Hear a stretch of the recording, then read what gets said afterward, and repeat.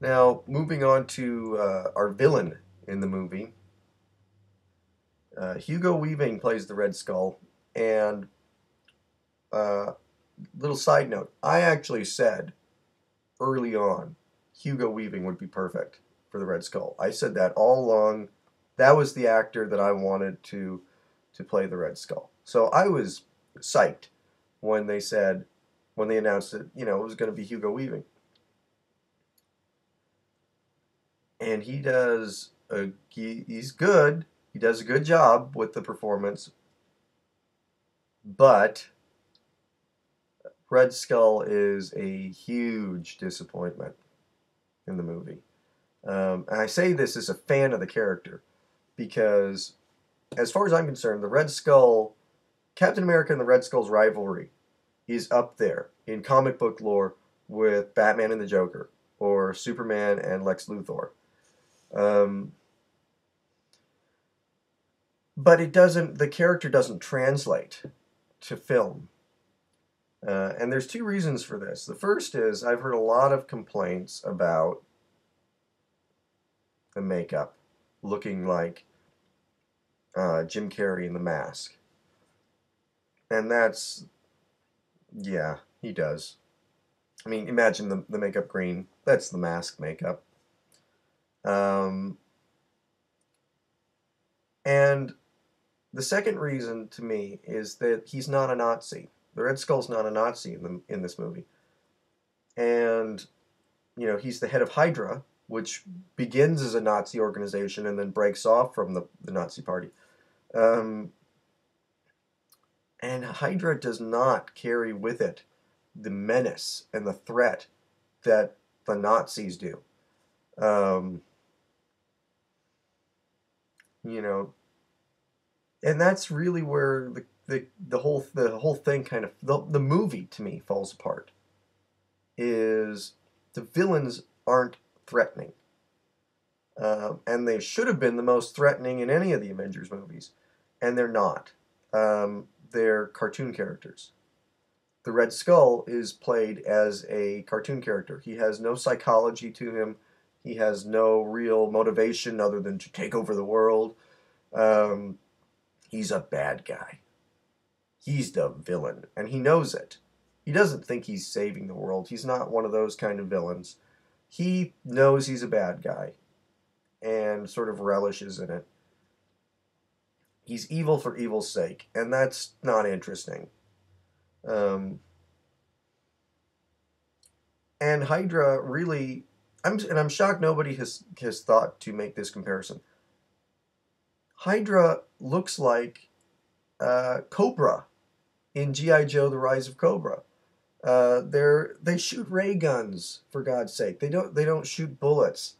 They've got these sort of big GI Joe kind of vehicles, and it's really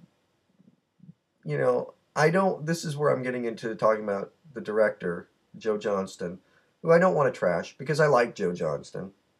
I may be the only person in the world who liked The Wolfman.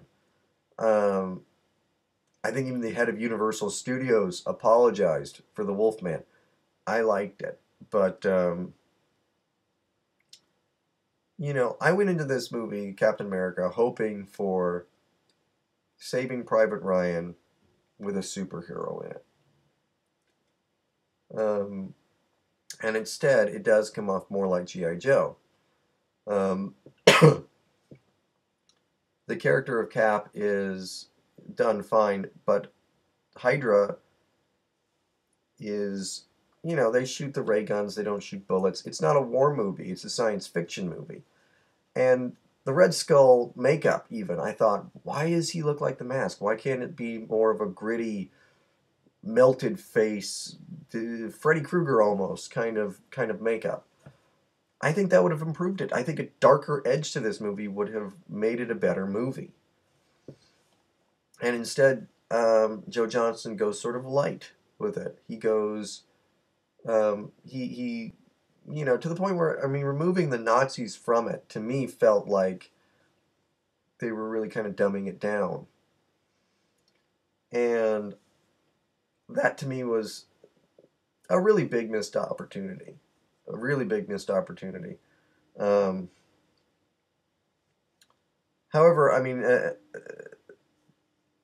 movie again. I don't want to trash it too much, but I think the other thing missing from it is a sense of urgency because the movie takes place over a period of years. All the other Avengers movies take place over a period of days, or weeks. Captain America takes place over the period of years. So I think from like 42 to 45. And so you don't get that feeling that you do in Iron Man or Thor or the Hulk, where the villains are breathing down the hero's neck. You get more of, or even really a sense of what the war, how it takes its toll on Steve. Instead, you get this sort of montage of Steve kicking the shit out of Hydra. And there's no real moment where Hydra really gets its licks in, where Hydra really, takes a shot at the Allies. And so to me, the pacing is off for the movie. And that really, the sense of urgency in it, the sense of danger in it isn't there. And so it makes it feel like a lesser movie to me. It makes it feel like it's not as good as Iron Man or Thor.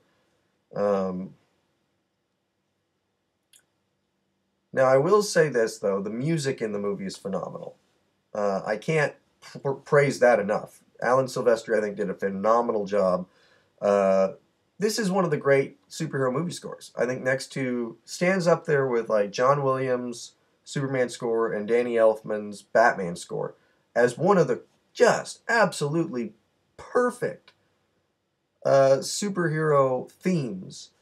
If you played this music for me and I had never seen the movie, I would say that music belongs in a Captain America movie. That's how good it is. It really raises the movie up in the way that John Williams' Superman score did. Raises it up to another level. So, again, I don't want to, like you said, I don't want you to get the impression that I didn't like this movie. I thought this movie was great. I mean, I waited for a Captain America movie like this since I was a little kid, and it delivered. It just isn't up to par with the other Avengers movies. Save one. There is one that is not as good by far, but we'll get to that later. It's a good movie. Captain America is a good movie. And that's an underrated thing in this sort of cynical day and age that I talk about all the time in Stop the Hate. Fun is underrated. This is a fun movie. You go to this movie and you enjoy yourself, and you're not really going to think too much about it afterwards, but it entertains you. It's fun to pop into the DVD player every now and then and watch. And it's a perfect lead into Avengers because I think what I'm hoping for, and I think the trailer for Avengers shows this, is that Steve Rogers will be a darker character in the next movie because he will have sort of lost everything. And I like seeing him as a bit of a broken spirit who's going to have to find his place in the world. And I think Avengers is going to pull that off nicely. So that's it for this review. Next month we'll be talking about Iron Man. And next week I'll be back with another Stop the Hate. So I hope to see you then. Thanks for watching. Bye.